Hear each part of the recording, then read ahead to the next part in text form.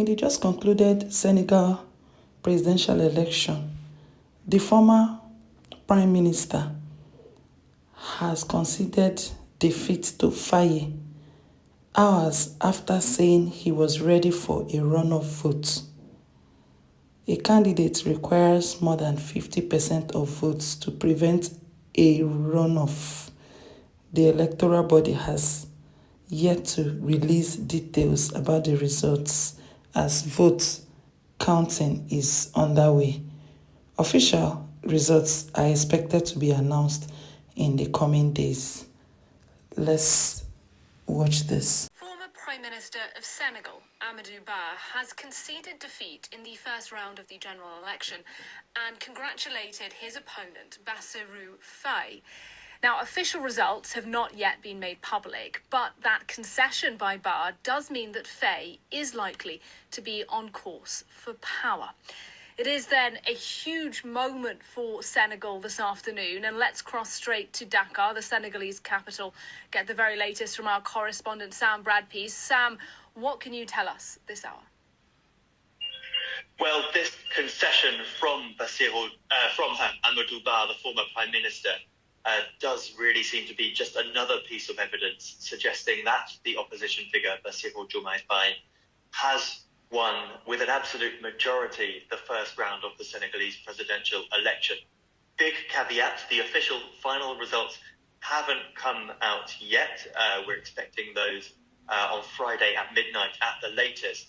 But as I said, this concession does certainly point in that direction.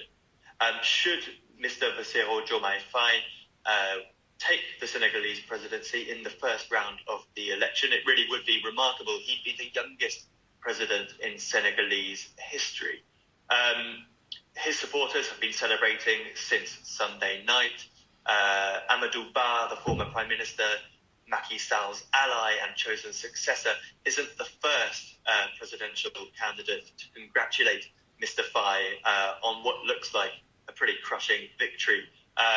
But certainly his voice is important as a kind of sign of things to come. Let's talk a bit then about Faye. As you say, we don't have the official confirmation yet that he is to be Senegal's next leader, but there are suggestions, given the concession of the opposition candidate, that he could well be, so we need to know about him. He ran as an anti-establishment candidate, didn't he? How would you characterise him and his politics? Yeah, I mean, he was certainly the most radical of all the candidates going into this presidential election. One of his flagship policies involves withdrawing Senegal from the CFA franc.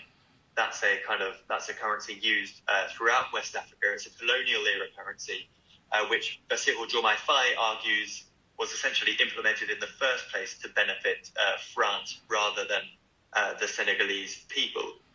That's a policy which is certainly popular among some sections of the electorate, but which others on the presidential campaign trail have consistently argued against, warning that it would deter foreign direct investment in Senegal, which they argue is something that the country needs. He's definitely a sovereignist candidate. Some might go as far as to say a populist candidate. But what we do know about him is that he's certainly a very popular candidate, and that his message really resonated with the country's youth. It is a very young population, and Dionmaye Faye managed to capture some of the energy. The interesting thing about this guy, Faye, is he's a very young guy. He's 44, which is new in the history of the country. He's 44. Let's wait for the official release of the results. Votes are still counting.